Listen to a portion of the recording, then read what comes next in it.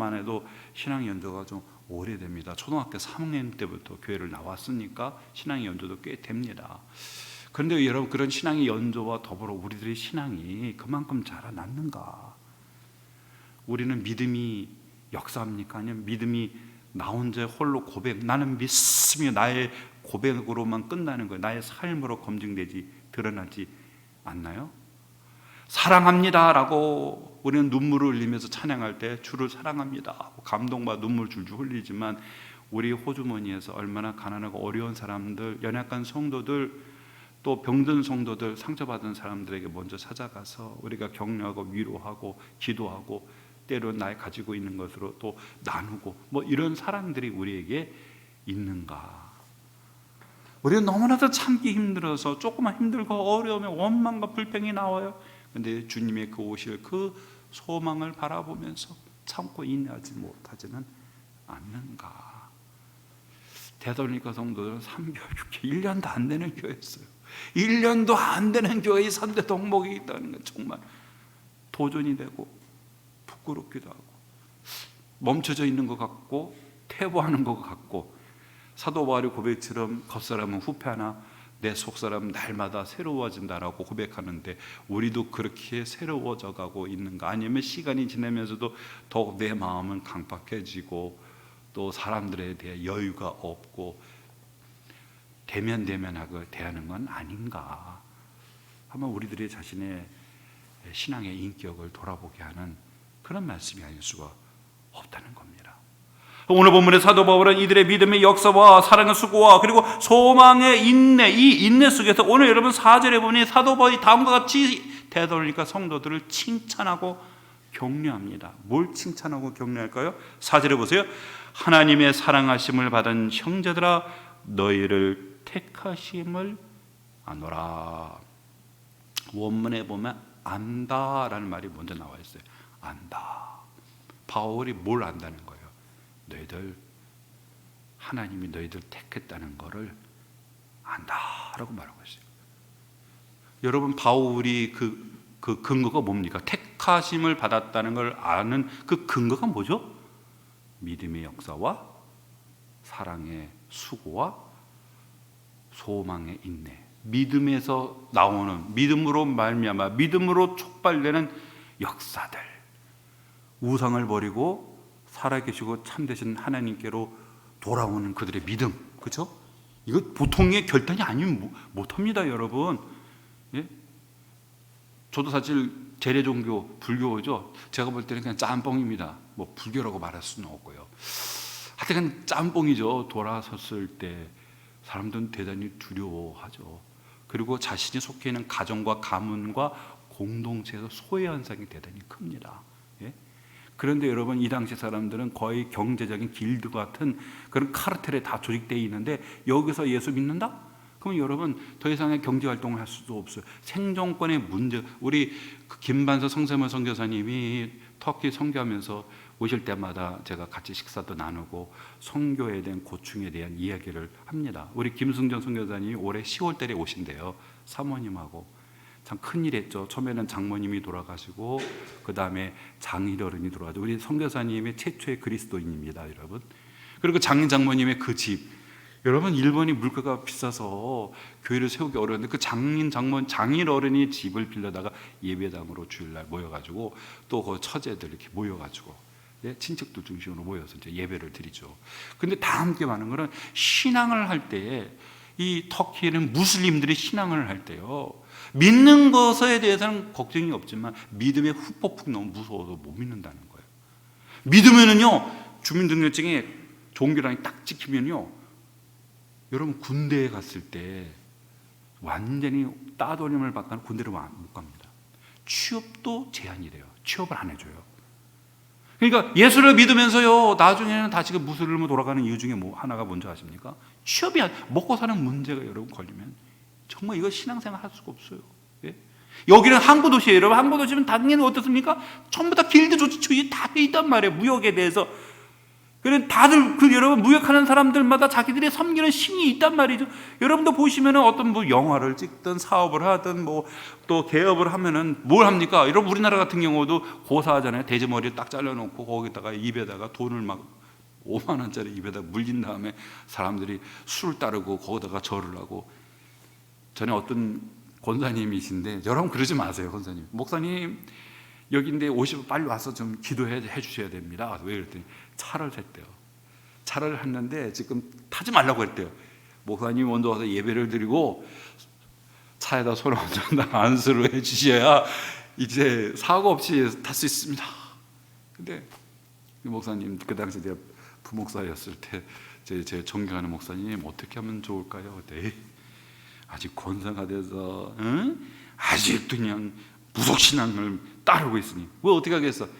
믿음이 연약한데 가서 목사님이 예배하면서 거기서 이제 마음을 하나님께로 돌릴 수 있도록 그렇게 하라고. 그래서 갔어요. 가서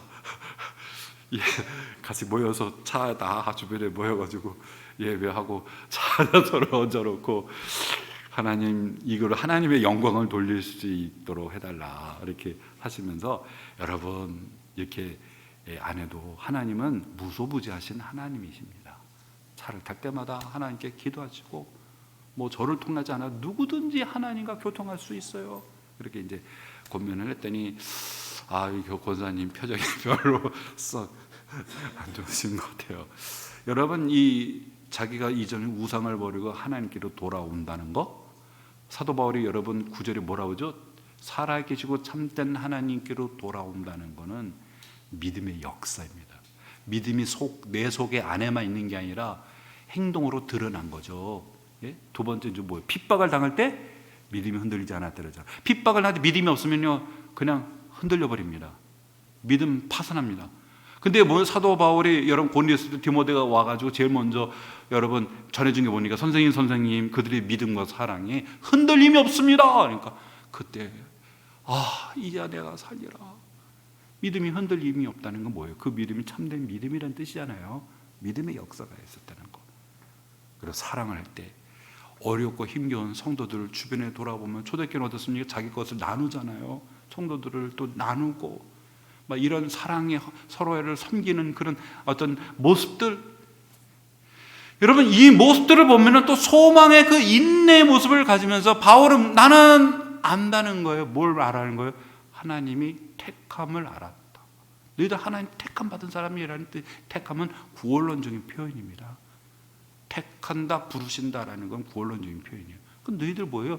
하나님이 너희들 택했다는 건 왜 하나님 택하시죠? 왜 하나님 우리를 택하시죠? 구원하시려고 택하는 게 아닙니까?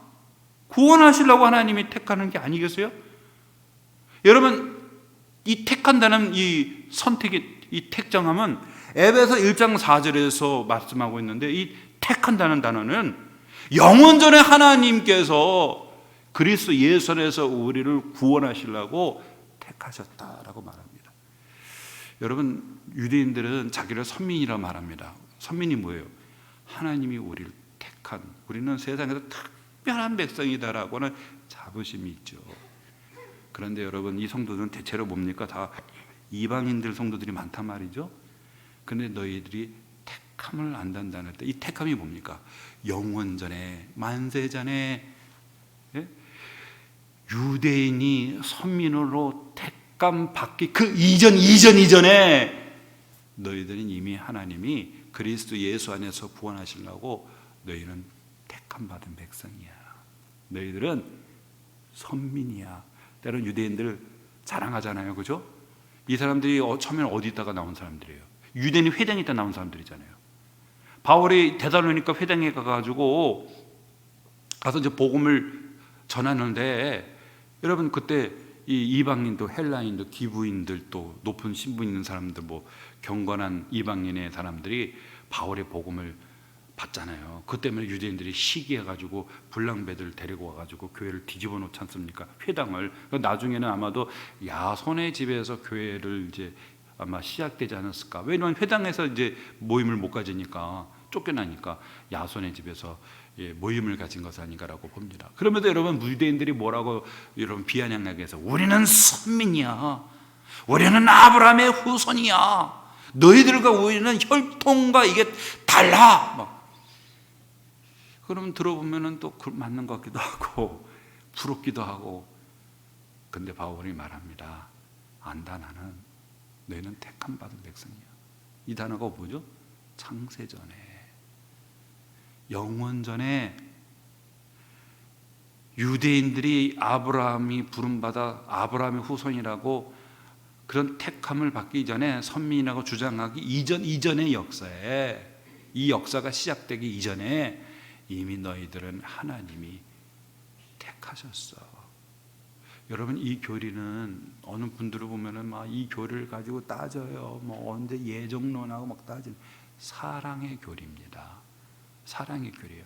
여러분, 하나님이 만물의 창조주가 되시고 영광 가운데 거하시는 만왕의 왕 되신 그 하나님이 나의 이름 석자를 아시고 나를 택하셨다면 어떨까요? 여러분, 얼마나 예? 자부심을 느낄 뿐만 아니라 얼마나 감사한 일입니까? 예? 바로 너희들의 믿음의 역사와 사랑의 수가 소망에 있는 하나님이 너희를 구원하기 위해서 창세전에 택하셨다는 증거다. 그렇게 여러분 사도 바울이 말하는 게 아니겠어요? 그래서 모리스라고 하는 학자는 이런 말을 했어. 선택과 사랑에 대해서 깊은 연관이 있다고 하면서 이렇게 말합니다. 사랑하지 않는 자를 선택할 수 없고 선택한 자를 사랑으로 보하지 않을 수가 없다 하고 여러분 얘기를 합니다. 예? 그런데 여러분, 하나님이 너희를 택하심을 안다라고 말하면서 그 다음에 뭐냐면은 하나님의 사랑하심을 받은 형제들아 이렇게 부릅니다. 원문에 보면 안다. 그러면서 하나님의 사랑하심을 받은 형제들아. 그렇죠, 여러분. 하나님이 택함을 받은 사람은 하나님의 사랑하심을 입지 않고는 택함 받을 수가 없어요. 하나님이 택하셨다는 것은 하나님이 그를 사랑한다는 거고, 하나님이 사랑한다는 것은 하나님의 택하심으로 나타나는 겁니다, 여러분. 그래서 하나님의 택함 받은 사람들은 하나님의 사랑하심을 입은 사람입니다. 여러분, 이 데살로니가 성도들을 하나님이 특별히 사랑하는 이유가 뭘까요? 남다르기 때문에요? 머리가 똑똑하기 때문에요? 우선 재능과 능력을 가지고 있기 때문에 그렇습니까? 잘생기고 미남 미녀들이기 때문에 택한 거예요? 아니에요. 하나님의 택하심은 무조건입니다. 조건이라는 게 없어요. 여러분, 신명기 7장 7절에 8절에 보면은 이스라엘 백성들이 이렇게 말합니다. 여호와께서 너희를 기뻐하시고 너희를 택하심은 너희가 다른 민족보다 수요가 많기 때문이 아니니라. 너희는 오히려 모든 민족 중에서 가장 적으니라. 여호와께서 다만 너희를 사랑하심으로 말미암아 너희가 택함을 받은 거다. 이렇게 말합니다. 수가 많아서 능력이 있고 재능이 있고, 얘네들 한번 불러놓으면, 택해놓으면 정말 나한테 크게 도움이 되겠구나, 나에게 큰 영광이 되겠구나, 그런 뭔가 여러 가지 어떤 그 사람의 지적인 능력, 외모, 또 그 사람이 가지고 있는 혈통, 뭐 이런 걸 다 따져서 우리를 택한 게 아니란 말이에요. 우리를 사랑한 게 아니에요. 우리의 외적인 조건을 가지고 우리를 사랑하신 것이 아니고, 하나님의 사랑은 아무런 조건이 없어요. 저는 이런 질문을 참 많이 던질 때가 있어요. 어떤 질문이냐면, 왜 하나님이 나를 택하시고 나를 사랑하셨을까? 제가 어렸을 때에 수원에 있는 인도라는 동네, 좀 규모 있는 동네인데 예수 믿는 사람 한 사람도 없었어요. 예수 예자 들어보지도 못했습니다. 그런데 어느 날 이 동네에 그 두 남매죠. 저 지방에서 두 남매가 이사를 왔어요. 그래갖고 저희도 주인집에 새 들어 살고 옆에도 그분들도 새 들어 사는데, 그 남매에 되시는 그 여자 선생님이 크리스찬이었는데, 이분이 복음을 전하면서 이 동네에 예수 믿는 자가 늘어나기 시작했어요. 그 최초의 전도자가 저희 어머니하고 저예요. 어머니하고 저가 교회를 나오고, 그 다음에서 한 사람 두 사람 막 예수를 믿으면서 동네에서 막 이제 점진적으로 막 퍼져 들어가는 거예요. 하나님이 왜 나를 택하셨을까? 내가 무슨 뛰어난 것도 없고 잘난 것도 없고 똑똑한 것도 없고 아무것도 없는데 왜 하나님이 나를, 그 선생님을 보내서 교회에 나오게 하시고 예수를 믿게 하셨을까? 생각해 보면 정말 은혜입니다. 은혜요. 이건 하나님의 은혜고 기적입니다. 예? 하나님의 사랑하심이죠. 하나님의 사랑하심이죠. 예? 우리도 한번 돌아봤으면 좋겠습니다. 우리 자신 뭐가 그렇게 우리가 잘났고 능력이 있고 뭐 그렇습니까? 아니잖아요. 예?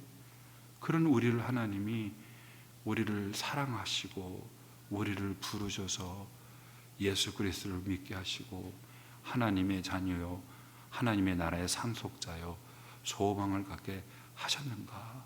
이게 하나님의 정말 사랑하심입니다. 이거는 설명할 수가 없는 거예요. 하나님의 무조건적인 사랑입니다. 그래서 하나님의 사랑하심을 입은 사람이 택함받은 거, 택함받은 사람은 하나님의 사랑을 입은 사람이에요. 그래서 바울은 뭡니까? 안다. 뭐요? 믿음의 역사와 사랑의 수와 그리고 소망의 그 인내를 보니 너희들은 분명 하나님의 구원의 목적으로 택함받은 사람이다 라고 말하죠. 여러분, 우리도 하나님 택하심을 확신하십니까? 하나님이 나를 택하셔서 하나님이 나를 구원의 은총을 주시기 위해 나를 택하셨다는 사실을 확신하느냐 이거예요. 목사님, 그런 것 같기도 하고 때로는 안 그런 것 같기도 하고, 믿음의 역사, 내가 믿음의 역사가 있었는가? 사랑의 수고가 있었는가? 소망의 인내가 있는가? 있는 것 같기도 하고 없는 것 같기도 하고 애매모호하면 안 됩니다. 마지막 하나님의 부르심 앞에 여러분, 사람이 죽으면 어떻게 돼요? 0.0001초 그 시간과 공간에 여러분 상상을 초월하는 영적인 세계로 우리가 들어가는 거예요. 거기서 영원한 운명이 결정이 되는 거잖아요. 어떤 사람은 천국으로 가는 거고 어떤 사람은 지옥으로 가는 거잖아요. 정말 여러분, 이런 엄청난 우리 영원한 운명이 결정되는데 우리의 생명, 우리의 영원한 생명을 그렇게 소홀히 될 수는 없죠. 분명히 여러분 확증이 돼야 되죠. 길동아, 하나님의 너를 택하심을 안다. 뭘 바울이 무슨 하나님이 어떻게 무슨 신자니 부신자인지를 감별하는 뭐 감별사예요. 그래서 바울은 그 근거가 뭡니까? 믿음이 역사가 있고 사랑에 수고가 있고 소망에 인내가 있는 거예요. 역사와 수고와 인내가 있어요. 이 믿음과 사랑과 소망이 역사와 수고와 인내로 그 참됨을 드러내야 되는 겁니다. 그래서 여러분, 구원의 확신을 갖고 살아야 돼요. 구원의 확신을 살지 못하면요, 주일학교 학생들을 가르칠 때, 오늘 옛날에 어느 선생님이 그런 말을 했대. 야, 나도 모르겠다. 응? 나도 예수를 나도 믿는지 나도 모르겠구나. 애들이 듣고 나서 뭐야 선생님? 우리 선생님? 그럼 안 되죠. 누구보다도 언변이 뛰어나지 않을 수도 있어요. 그러나 분명한 것은 예수 그리스도에 대한 확실한 믿음 안에 서야 됩니다. 예? 내가 먼저 예수 그리스도에 대한 믿음과 사랑과 소망이 명확하면은요, 우리 가정이 쓰고 주일학교 쓰고 교회가 씁니다. 왜 가정이 흔들흔들거리는 거예요? 왜 주일학교가 여러 흔들흔들? 다 이 믿음과 소망과 사랑이 역사와 수고와 인내가 나타나지 않기 때문에, 신앙이 불분명하기 때문에 그대로 영향을 미치는 겁니다. 오늘 그 이유를 5절에 이렇게 말하고 있습니다. 하나님의 사랑하심을 받은 형제들아, 너희 택하심을 안다라고. 택함이라는 것은 구원을 목적으로 하나님이 택하시는 건지, 바울이 확신하는 것은 바로 이제 그 앞에 있는 3절의 믿음의 역사, 사랑의 수고와 그리고 소망의 인내인데, 이런 3대 덕목이 어떻게 갖게 되었는가 궁금하죠? 이게 선교 3개월밖에 짧은 교회가 어떻게 이런 믿음과 소망과 사랑이라고 하는 3대 열매를, 덕목을, 그리스도인의 3대 표제를 갖게 되었는가? 오늘 4절에 바울이 그 비결을 소개해주고 있습니다. 그 이유를 소개해주고 있는데 우리 함께 읽겠습니다. 시작. 이는 우리 복음이 너에게 말로만 이런 것이 아니라 또한 능력과 성령과 큰 확신으로 된 것임이라. 우리가 너희 가운데서 너희를 위하여 어떤 사람이 된 것은 너희가 아는 바와 같으니라 라고 했어요. 오늘 바울이 두 가지 측면에서 얘기합니다. 하나는 복음이 전달되는 과정에 대해서, 두 번째는 우리가 너희 가운데서 너희를 위하여 어떤 사람이 된 것, 태도와 자세. 바울 선교 일행들의 데살로니가 교회 안에서 취했던 그 자세와 태도, 바로 이 두 가지 측면에서 우리에게 얘기하고 있어요. 믿음의 역사와 사랑의 수고와 소망의 인내라고 하는 3대 신앙의 표지가 이들 가운데서 맺혀지게 된, 구원의 여러분 열매를 맺혀지게 된 그런 여러분, 바로 이 결정적인 게 뭐냐면 두 가지입니다. 복음이 전달될 때 그냥 말로만 전달된 게 아니래요. 뭐죠? 능력과 성령과 큰 확신으로 전달됐다는 거고, 두 번째는 바울과 선교 일행이 이 교회에 와서 취한 자세와 태도입니다. 그걸 구체적으로 얘기하게 되는 게 2장 1절에서 12절입니다. 여러분, 2장 1절, 제가 전에 에이소도스라는 단어를 얘기했죠. 에이소도스가 이 데살로니가 전서에서 5번 등장하는데, 이게 항상 복음과 짝을 이뤄서 등장해요. 복음과 짝을 이뤄서. 그러니까 복음 전파와 더불어서 에이소도스라고 하는 들어감, 바울과 선교 일행에 이 들어가서 그들이 어떤 자세와 태도로 본을 보였는가가, 이들이 여러분 어떻습니까? 오늘 다음 시간에 살펴보겠지만 6절에 여러분, 이들이 복음을 받아들이게 됐다는 거예요. 받아들이게 된 결정적인 것이 됐다는 겁니다. 예? 여러분, 먼저 우리가 한번 생각해보세요. 5절입니다. 이는 우리 복음이 너에게 말로만. 여러분, 복음은 말로 구성이 됐어요. 말씀이지 않습니까? 여러분, 이 복음을 전할 때 여러분 전달 수단이, 1차 전달 수단이 뭐죠? 복음을 전달할 때 1차 전달 수단이 뭡니까? 말입니다. 복음이 말로만, 그러니까 이거 말씀으로 전달하는 건 아무런 의미가 없나? 아니에요. 복음이 복음으로 전달되기 위해서는 말로, 의사소통이 가장 중요한 말로 전달이 되는 거예요. 여러분, 로마서 10장에도 보면 사도 바울이 이런 말을 합니다. 10장 14절에 그런즉 그들이 믿지 아니하는 일을 어찌 부르리요? 듣지도 못한 일을 어찌 믿으리요? 전파하는 자가 없이 어찌 들으리요? 보내심을 받지 아니했으면 어찌 전파하리요? 기록된 바 아름답도다 좋은 소식을 전하는 자들의 발의함과 같으니. 뭡니까 여러분? 그들이 믿는데 누군가가 전파해 주지 않으면 어떻게 믿겠냐는 거예요. 예? 복음은 말로 전달이 되는 겁니다.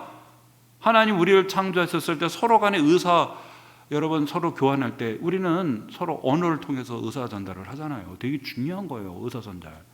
그런데요, 이것만으로 되는 게 아니라는 뜻입니다. 말로만 하면은 여러분, 전도자들이 다 수서학교에 가서 여러분 열심히 국문학을 공부를 해야죠. 예? 그래서 어떻게 하면, 여러분 당시 이 로마 당시에는요 수서학교가 있어요.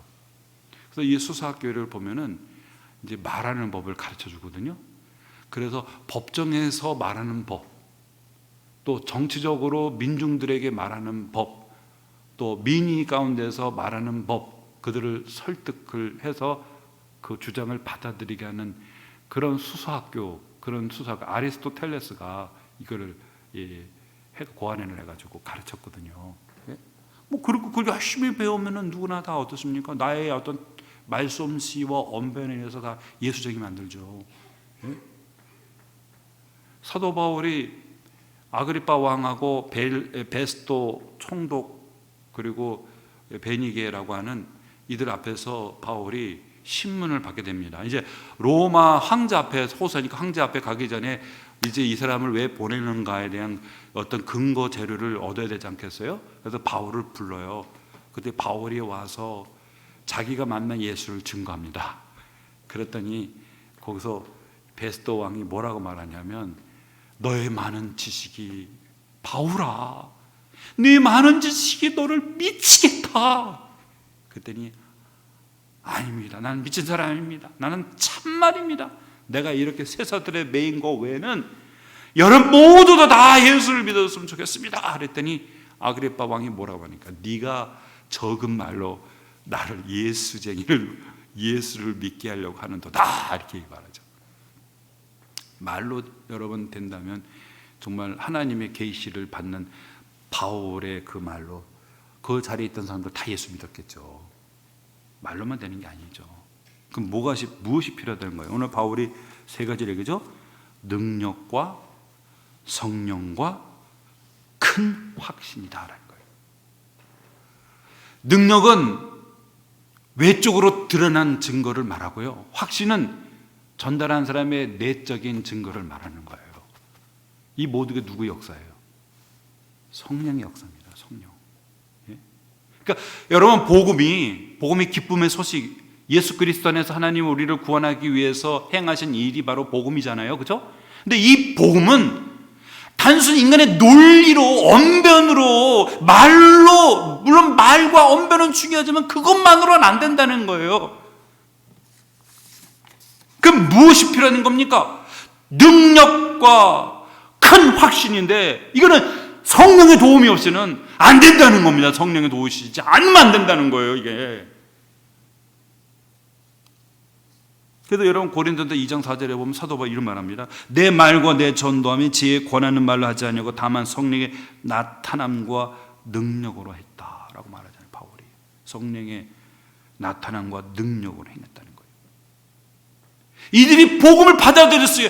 사도 바울은 복음을 진술할 때 그 진술된 그 복음을 받아들이게 하는, 여러분, 그 복음을 이들이 이성적으로 그들이 깨달을 뿐만 아니라 그들의 그 마음을 돌이키게 만들고 신앙하게 하는, 그들의 전 인격의 변화가 없이는 그 복음을 받아들일 수가 없는 거잖아요.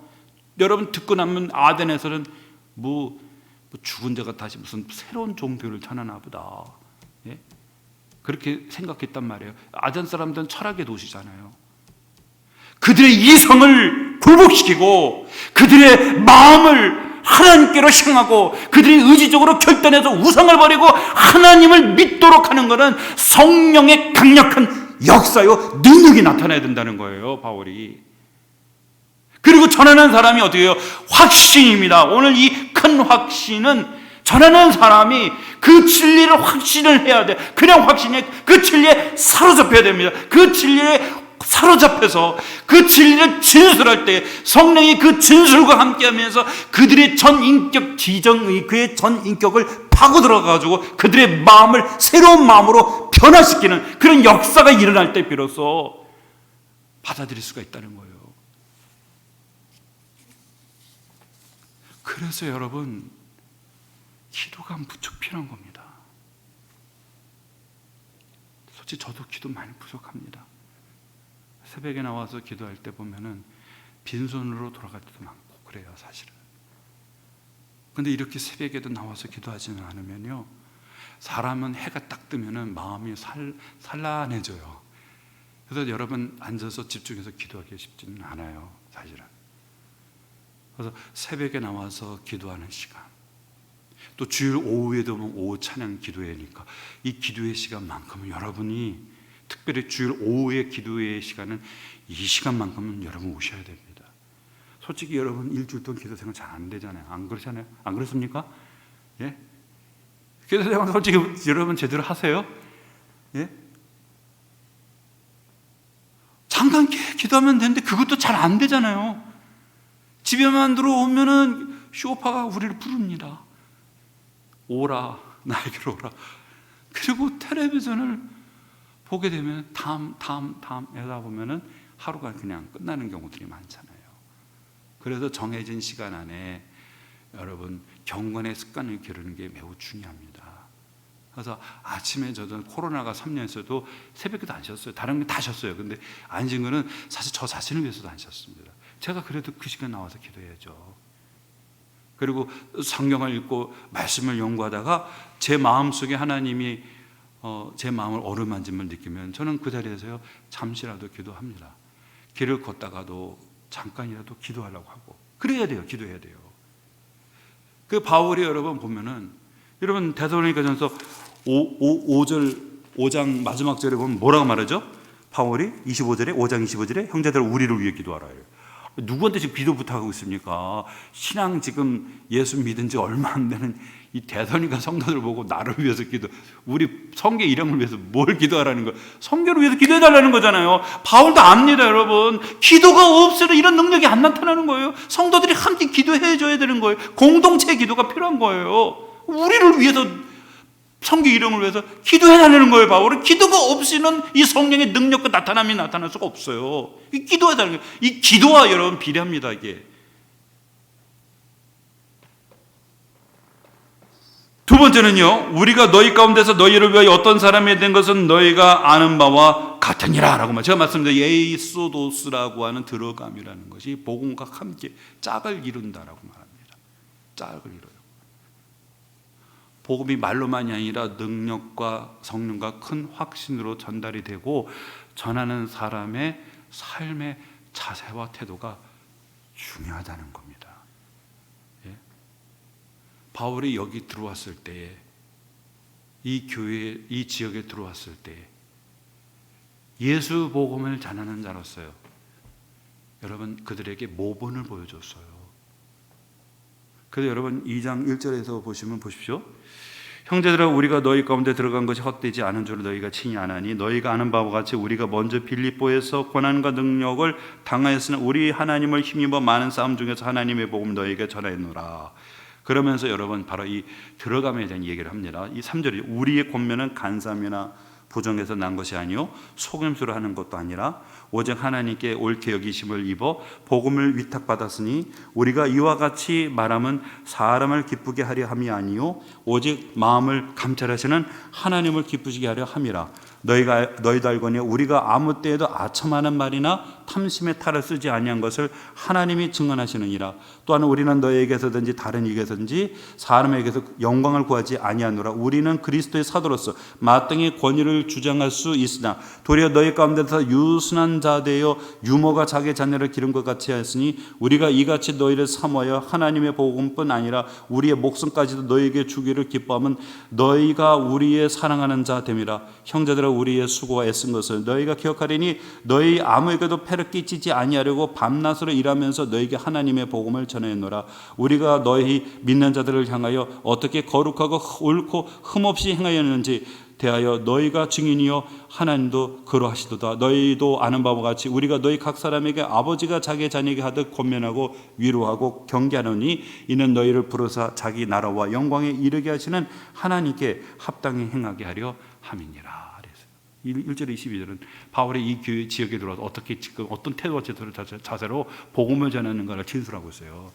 그래서 많은 이런 진술이 하나의 자기에 대한 변호보다는 이 떠돌이 철학자들이 있었어요. 당시에는 대도시구나 큰 항구 도시가 보면은 와서 여러분 행복에 대해서 강의합니다. 여러분 행복하게 살고 싶으시죠? 요즘에 사람들 이런 강의 좋아하잖아요, 그렇죠? 가정의 평화를 위해서, 행복을 위해서, 또 뭡니까? 구원을 위해서. 그러면 철학자들이 강의하고 나서 사람들에게 돈을 받았어요. 이렇게 돈을 받았어요. 근데 바울이 왜 여기서 자비랑으로 선교했냐면 오해를 할까봐. 아이고 또 떠돌이 철학자가 왔구만. 그래서 복음과 이거를 철학자들의 그 철학하고 이거를 혼동할까봐 바울이 일부러 이 교회에 왔을 때는 자비랑으로 일을 하면서 여러분 복음을 전할 때 그들과 차별된 자세와 태도를 가지고 복음을 전하니까 그러니까 그들과 다르다는 거예요. 바울이. 그런 가운데서 이 복음에 대한 신뢰도가 높아진 거죠. 그리고 그들이 기꺼운 마음으로 받아들이게 되어졌다는 사실이죠. 그래서 여러분 6절에 보세요. 또 너희는 많은 환난 가운데서 성령의 기쁨으로 말씀을 받아 우리와 주를 본받는 자가 되었다라고 말했잖아요. 누구로 본받았다는 거예요? 우리와 주. 그러니까 여러분, 이 주를 본받는 자인데 왜 우리입니까? 바울과 성경 일행이, 바울은 그런 말 하죠. 고린도서 11장 1절에 보면 내가 그리스도를 본받은 것 같이 너희는 나를 본받는 자가 되라. 바울은 그리스도를 본받아서, 그러니까 바울의 모습을 본받는다는 거는 예수를 본받는다는 뜻이에요. 오늘 본받으니까 주와 우리를 본받는 자가 되었다고 말하잖아요. 그 본이 뭐예요? 2장 1절에서 12절의 말씀이죠. 이걸 보고 성도들도 그걸 보고 신앙의 이것이 표준이라고 여기 그걸 보고 그들이 닮았단 말이에요. 그 바울이 12절에 뭐라고 말을 합니까? 12절 하반 너희를 부르사 자기 나라와 영광에 이르게 하시는 하나님께 합당히 행하게 하려 함이라. 하나님께 합당히, 그러니까 하나님의 나라와 영광에 들어가는 성도들, 그런 하나님의 백성들답게 살게 함에 있다라고 말하잖아요. 그 본받는 자가 된 거다라고 말하잖아요. 그래서 이들이 여러분 받아들일 때 뭐예요? 많은 환난 가운데서, 여기서 환난이 드립시스라는 단어 썼어요. 이 드립시스라는 단어가 포도주를 틀에다가 막 밟는 거예요. 그러니까 이들이 받은 이 핍박은 엄청났습니다. 마치 포도주 틀에다가 놓고 발로 밟으면 포도주가 터져 나오잖아요. 그와 같은 고통이었어요. 그러면 여러분이 이 복음 받아들이겠습니까? 이거 복음을 받아들이면 환난을 당하는데, 이 엄청난 이 드립스 환난을 당하는데 누가 받아들였어요? 그런데 어떻게 해요? 성령의 기쁨으로 받았다라고 했어요. 여기서 말씀을 받는다는 단어가 영접하다는 뜻이에요. 기쁨으로 영접을 했다는 거예요. 그런데 여기 보면은 성령의 기쁨. 이들이 받을 때 많은 환난 가운데 받았는데 성령이 주시는 기쁨이 있었어요. 그러니까 성령이 역사하신 거죠. 이들이 기쁨으로 받아들였다? 이거 미친 사람, 정신 이상한 사람들이 아닙니까? 근데 이들이 이런 환난 속에서 받아들일 수 있었던 건 성령이 역사하시니까 환난을 받는데도 기쁜 거예요. 막 욕설을 퍼붓고, 뭐 전에도 말씀드렸지만 저를 복음 전했던 우리 옆집 사시는 우리 선생님은 오늘 막 동네 앞에서 막 시끄러운 소리가 나갖고, 그 슈퍼마켓 앞이었거든요. 보는데 그 선생님이 그 진흙바닥에 패대기가 쳐져가지고, 그냥 내동당이 쳐져가지고요, 그 머리카락에 27살 정도 됐었어요. 우리 어머님이 그때 27이라고 그랬는데 얼마나 꽃다운 나이에요, 여성으로서. 머리카락이 완전히 산발이 돼가지고 막 거기다가 침을 뱉고, 어떤 사람은 돌을 던지고 진흙 구덩이를 던져대고 발로 걷어차고, 그 주변에 20-30명이 모여들었습니다. 막 난리가 났어요. 그 아주머니가, 저 예수장이가 이 동네에 와가지고 재수가 없이 그냥 이 동네에 뭡니까, 완전히 이 저주덩어리라면서 막 손가락을 들단 말이에요. 여러분, 이런 상황 속에서 받아들이기가 쉽겠어요? 근데 이런 많은 환난 가운데서 이들이 받는데 그냥 받은 게 아니에요. 성령의 기쁨 속에 받았어요. 그들은 그 핍박 속에도 하나님을 찬양하고 막 기쁜 거예요. 너무 기쁜 거예요. 성령이 역사하시니까. 근데 그렇게 받아들이게 된 건 뭡니까? 복음이 너에게 이런 것이 말로만 이른 게 아니라 능력과 성령과 큰 확신이고, 두 번째 뭡니까? 바울이 그리스도 예수 믿는 자의 본을 보여준 거예요. 이 두 가지의 모습 속에 이 복음이 효율적으로 이들이 수용할 수 있고 받아들일 수 있게 하는 큰 역할을 감당한 게 바울의 본이었습니다. 여러분, 말씀을 맺도록 하겠습니다. 데살로니가 성도들 3개월, 6개월밖에 안 되는 이 교회가 그 엄청난 핍박 속에서도 그 기쁨으로 받아들일 수 있었던 것은 성령의 강력한 역사였습니다. 그리고 그들은 그리스도인의 신앙의 표지를 보여줬어요. 믿음의 역사가 나타나고, 사랑의 수고가 나타나고, 소망의 인내가 나타났어요. 이들은 분명 하나님의 택한 백성이에요. 창세전에 하나님이 택한 하나님의 백성입니다. 우리는 과연 데살로니가 교회 성도들 같은 신앙의 표지들이 우리 가운데 있는가? 하나님께서 우리 주사랑 교회를 복음의 운송 수단으로 사용하셔서 성령 하나님이 역사하시고, 성령 하나님이 우리 모두에게 이런 진리를 큰 확신을 가지고 증거하여서 우리 교회 모든 성도뿐만 아니라 인근 하나님의 택한 백성들이 다 주님의 품 안에 들어와서 믿음과 소망과 사랑이라고 하는 이 아름다운 표지들이 우리 주사랑 교회 아름다운 향기로 이 인근 사회 지역 속에 퍼져나가서 많은 영혼들이 주님께로 돌아오는 쓰임받는 복된 교회가 되기를 주 이름으로 축원합니다. 기도하겠습니다. 하나님 아버지, 감사합니다. 오늘도 하나님의 진리의 말씀을 통해서 우리에게 영적인 교훈과 깊은 깨달음을 주신 하나님 감사를 드립니다. 그렇습니다. 복음이 말로 전달이 되지만 그것만으로는 되어지는 것이 아니라 성령 하나님이 우리의 증언 속에 역사해 주셔서 증언하는 자가 이 복음으로 먼저 큰 확신 가운데서 성령의 역사가 나타날 때에 참으로 그 어떤 상황과 환경 속에서도 주님 앞에 굴복하고 예수님이 나의 구주라고 고백할 수가 있는 줄로 믿습니다. 하나님, 먼저 우리가 건강한 그리스도인이 될 수 있도록 우리를 하나님 치료해 주시고 회복시켜 주시고 확신 가운데 거하게 도와주시고 주님의 거룩한 도구로 우리를 사용하여 주시옵소서. 감사하고 예수 그리스도 이름으로 간절히 기도드리옵나이다. 아멘. 우리